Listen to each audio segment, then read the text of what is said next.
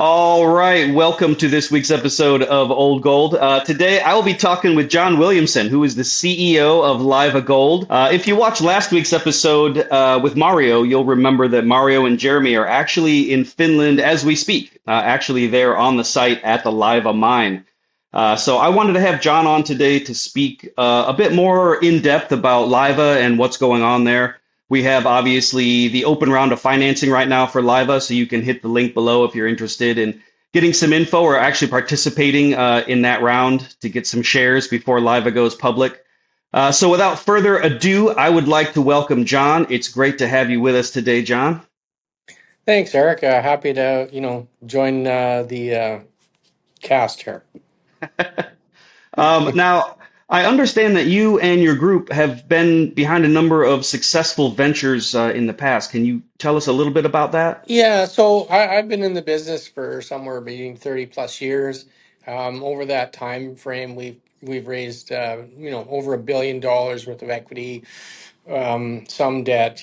We've had I don't know, 20 or 30 companies. We've developed projects in South America, Australia, Africa. We've had discoveries and taken two or three of them to multi-million ounces and up to 5 million ounces of gold before selling them off. We've operated and taken over distressed nickel mine assets in Australia, gold assets in Australia.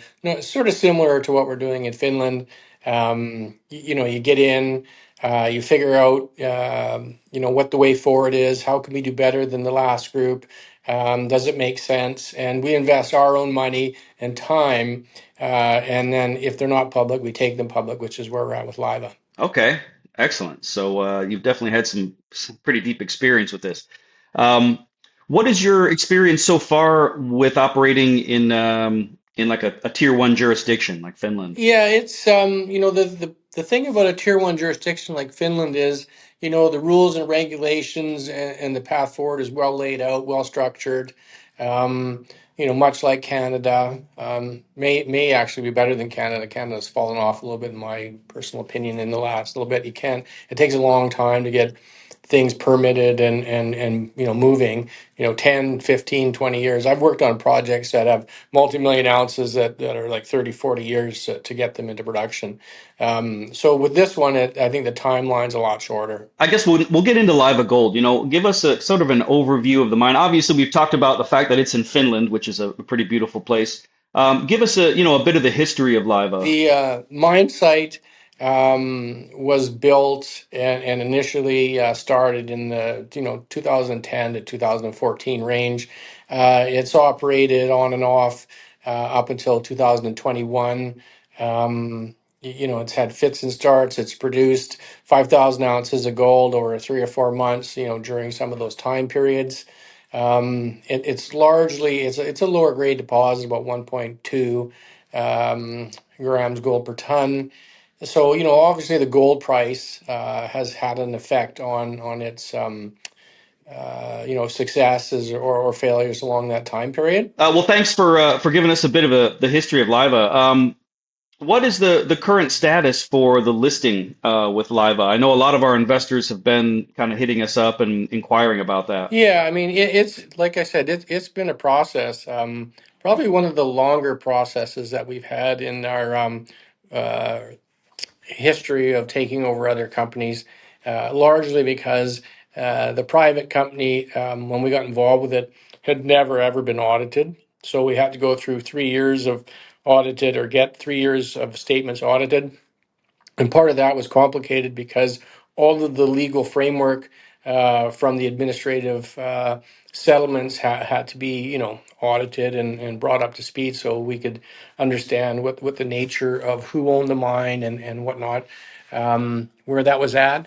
And then subsequent to that, now that was a private audit in Finland, and now you've got, audits in Canada, which are a different set of standards, for regulatory purposes. So that's taken us a lot longer than we originally had thought. But we are in the process of finalizing that and should be ready to go with updated listing Q1, Q2, and trading sometime, I think, around the week after Labor Day. Wow. Okay. Cool. So Yeah, progress is we're getting being very made. close. Yeah, excellent. Yeah, All long right. road, but we're very, very close. Yeah, I mean, in this industry, that's it's not uncommon, really. There's a lot of ins and outs and permitting and things like that. So sometimes things take a little longer than anticipated. Yeah, correct. Actually, on the subject of permitting as well, that I just mentioned, we get a lot of questions from investors about sort of what stage we're at with the permitting and what's the progress on that. Can you kind of give us, where we're at on that? Yeah, I mean, that was one of the other hiccups that we had as we got involved and we invested our money.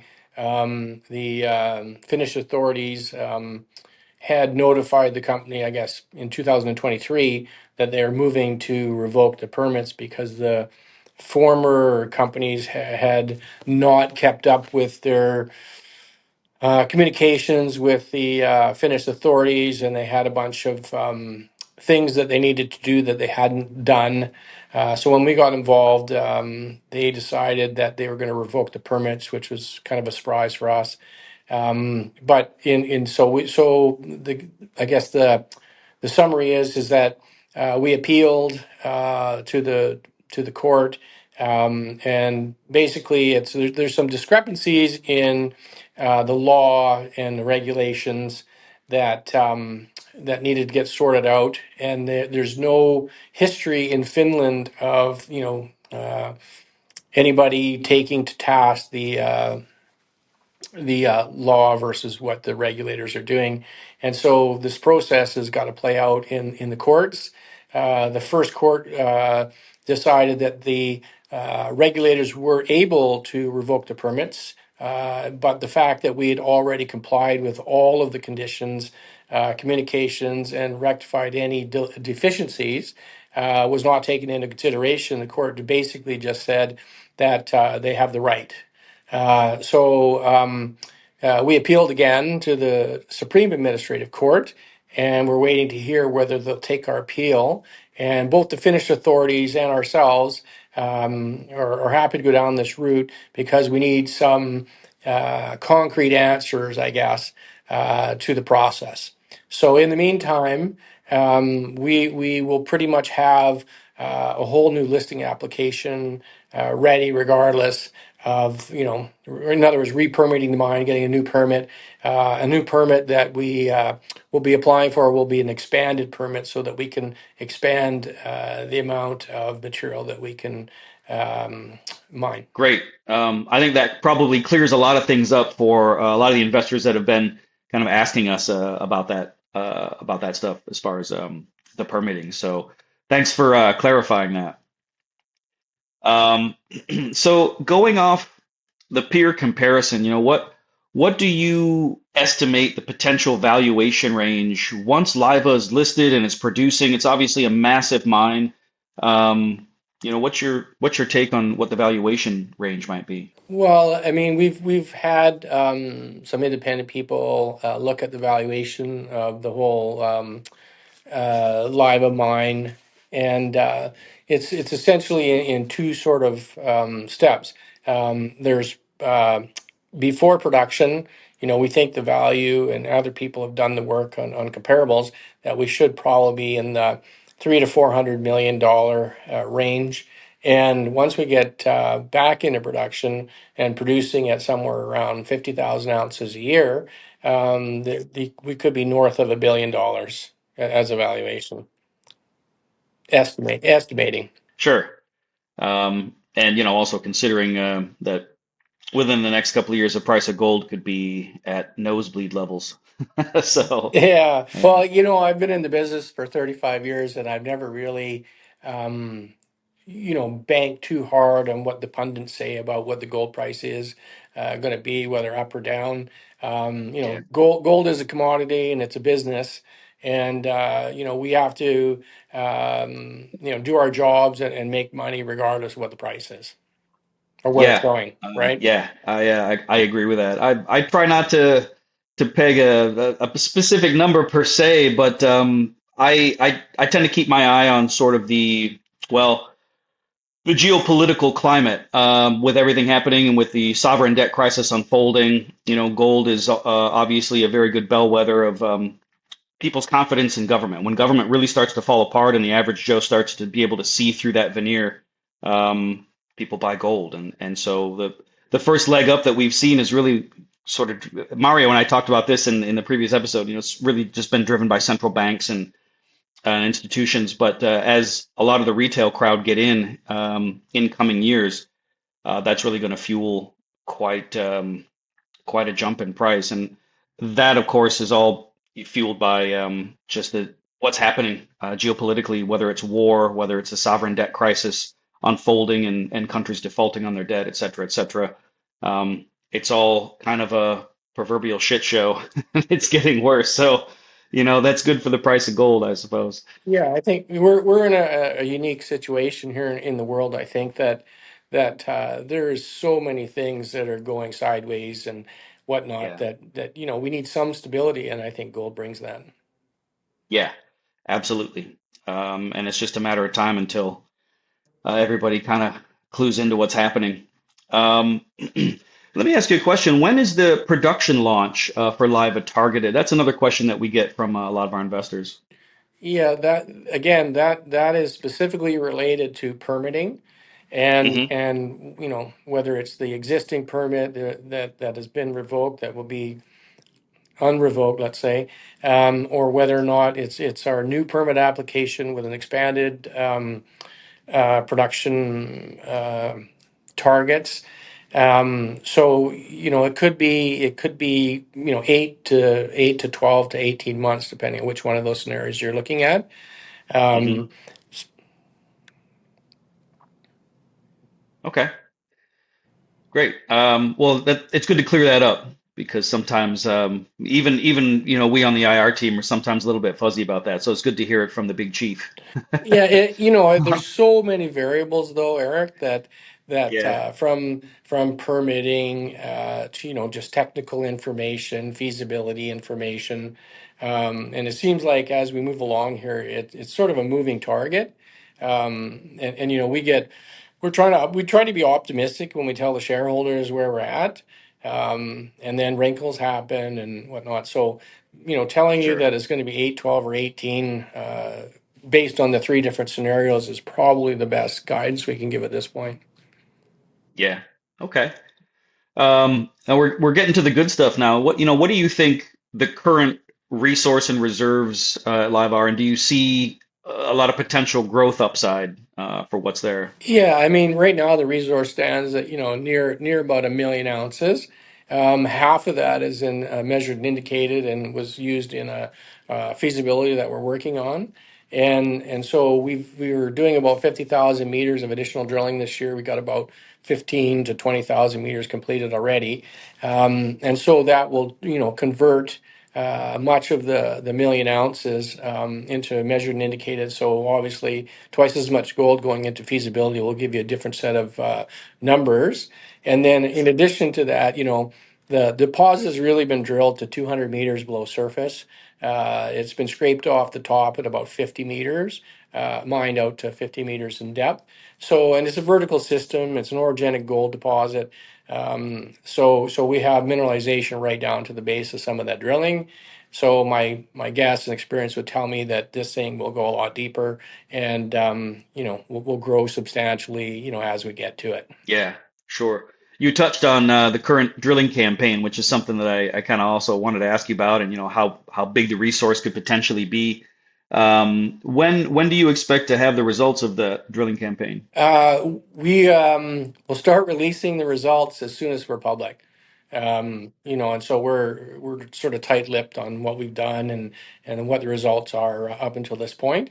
So we'll release the new resource report. We'll start releasing all the drilling results, and hopefully updated feasibility study that we're doing some trade-off studies on different components within a feasibility study. There's so many options on the way to go. Is it owner operated? Is it contract mining? So each of those has its own set of parameters that you work through.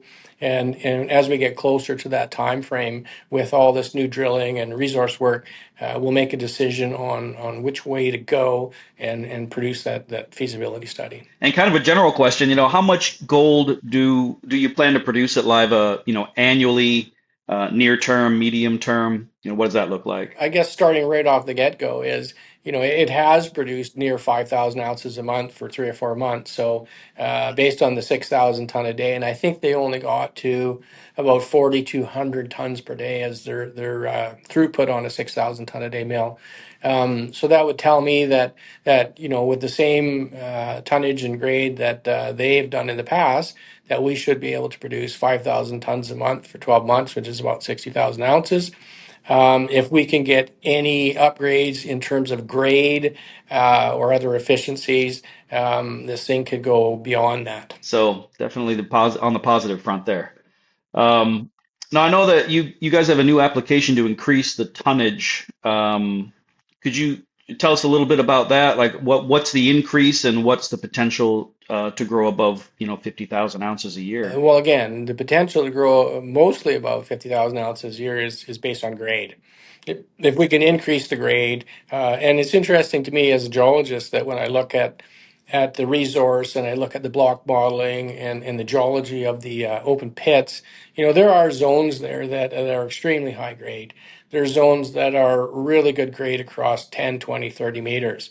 So part of this grade control drilling and all this work that we're doing is to try and find those places within this, call it 1 kilometer by 1.4 kilometer long gold deposit or mineralized area, that we can schedule higher grade through the mill, in the future here. And the idea of increasing the grade, I think, what we didn't understand when we first got involved is, this thing may not have failed just because of the gold price. I think it may also have had the idea that it only had a 10 million ton per year limited production in the permitting. And so that limited that. So if you run through the numbers and the grade, they would have run out of 10 million tons of material in 3 to 4 months, 3, 4, 5 months, right? So increasing the permit so that you're able to mine more tonnage to make sure that you can fill the mill at 6,000 tons. It also means that you could probably produce more gold. One thing leads to the other. Yeah. Pretty rational. Yeah. All right, cool. Thanks for clearing that up. I think that's something that a lot of the viewers and investors were curious about as well. And out of curiosity for me, what do you think it would cost to build a facility like Laiva today? Well, based on a feasibility study that I was involved with, I was the CEO of the company. A little bit bigger throughput, but we were estimating, 500 to 600 million dollars to put a facility from start to where we're at now. So again, one of the other intriguing parts of the Laiva story is, I've drilled off multi-million ounce deposits in numerous places, only to figure out that I need 3 or 4 or 500 million dollars to build a mill and probably 10 years. So, Yeah, here we are, we've got 1 million ounces, probably we'll be able to grow that. And when we're ready, there's a mill right there. So that takes, a huge level of risk out of a junior miner with a one asset sort of project. Because normally what happens with juniors is they do their feasibility study and then they get into mill constructions and it goes 3 or 4 times over the cap costs. So obviously we're not going to sure. have that problem because we've got the mill sitting there ready to go. Yeah. And if I'm not mistaken, you guys have the biggest mill in Europe. Is that correct? Yeah, I'm not sure if it's the biggest, but it's certainly by European standards, it's probably up there. Yeah. Okay. Which is another positive. Now, I don't want to keep you too long, John. I know that you're really busy. Obviously, you've got a lot of things on your plate. I really appreciate you carving out a lot of time for us here at Old Gold today. But one last question. What do you see as sort of the main potential upside catalysts to create a lot of shareholder value in Laiva over the next sort of 12 months or so? I think it will be, resolving the permit issues, whether it's the old permit, a new permit, an expanded permit, um, and then the technical work that we're doing, which is getting people and out there that we have documentation that shows that we have 1 million ounces plus. We have great resource numbers coming, feasibility update, and then the financing package. I mean, we're talking to all kinds of people from debt, streaming, equity, and there's a lot of interest in that regard. So it's just a matter of getting all that information out. And we've kind of been waiting until we're public, because that's where you get the most bang for your buck. All right, buddy. Well, I appreciate you being with us today, John. Like I said, I know that you're a really busy guy and you've carved out a half hour for us, so I really appreciate that. And I'm sure our viewers do as well. We get a lot of investor questions, and so I think you've cleared a lot of that up. So thanks for doing Yeah. that. Um, Great. Well, all right, guys. That is the end of today's episode. We're going to sign off. So thank you, John, for being here, and thank you guys for watching. And I will see you again next week. This is Old Gold signing off. Thanks, Art.